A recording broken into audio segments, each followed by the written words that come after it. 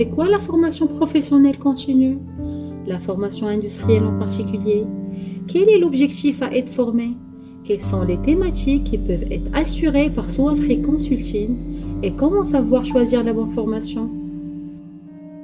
Comme a dit M. Michel Sapin, ministre du Travail français, la formation professionnelle est un véritable investissement d'avenir et de performance pour des salariés plus efficaces et productifs, mais aussi plus épanouis et disponibles pour progresser. Alors, on peut considérer la formation professionnelle comme un levier de compétitivité. Elle constitue un enjeu central pour la compétitivité des entreprises industrielles. La globalisation des échanges, la diffusion de nouvelles technologies ou encore la prise en compte des questions environnementales entraînent une obsolescence des compétences de plus en plus rapide et exigent une adaptation de l'organisation du travail. Cela requiert une polyvalence plus importante de la part de l'ensemble du collectif de travail. La compétitivité industrielle repose aujourd'hui sur tous les salariés, quel que soit leur niveau de qualification, et leur permet de maintenir et développer en continu leurs compétences. La formation professionnelle est considérée également comme un levier de la RSE. En s'ouvrant à l'international, l'industrie marocaine développe ses investissements immatériels. La formation professionnelle continue est la principale forme d'investissement dans le capital humain. Mais contrairement aux machines et équipements qui restent dans l'entreprise jusqu'à amortissement ou déclassement, ce capital de compétences est mobile. Les salariés actuellement en poste connaîtront en moyenne 6 à 7 employeurs différents au cours de leur carrière. C'est pourquoi la formation professionnelle doit être analysée sous l'angle de son empreinte sociale. En formant ses salariés, une entreprise travaille à sa propre compétitivité, mais aussi à celle des salariés formés, pour pouvoir les fidéliser. C'est en cela que la formation constitue un aspect majeur de la responsabilité sociale des entreprises et s'intéresse aux impacts sociaux et environnementaux de l'entreprise sur son écosystème et ses parties prenantes. La formation est considérée comme un pilier de l'industrie de futur.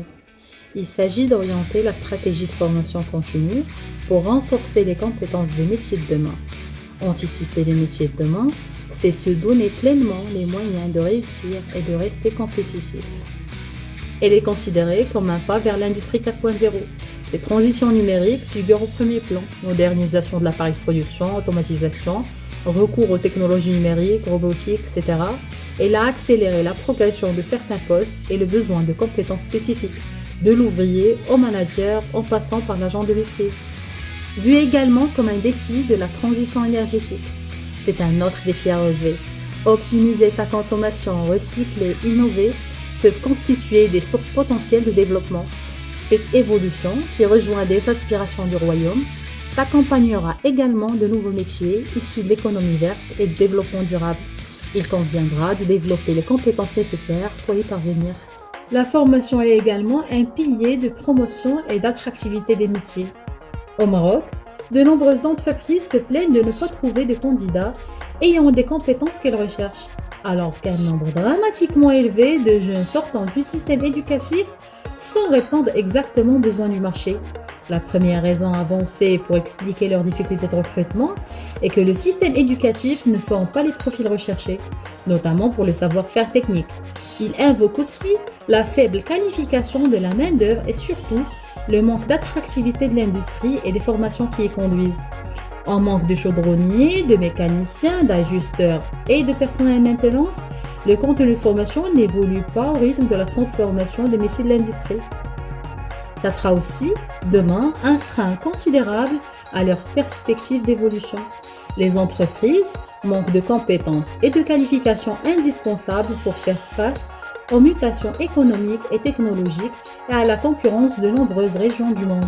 Le renforcement de la formation professionnelle continue apparaît à ce titre déterminant pour soutenir la compétitivité industrielle à travers l'amélioration et le renouvellement des qualifications. En réalité, la formation continue a des effets bénéfiques sur la compétitivité et la croissance à plus d'un titre. À l'échelle de l'individu, la formation professionnelle engendre une meilleure adéquation au poste de travail et augmente la productivité de l'actif qui bénéficie de l'action de formation. en permettant d'évaluer et potentiellement de certifier les compétences des individus. La formation sécurise également les parcours professionnels et favorise les mobilités en limitant les périodes de transition. À l'échelle de l'entreprise, elle permet une gestion maîtrisée et évolutive des ressources humaines et accompagne la montée en compétences des talents. En outre, elle contribue à un environnement de travail plus efficace, notamment par les formations transverses.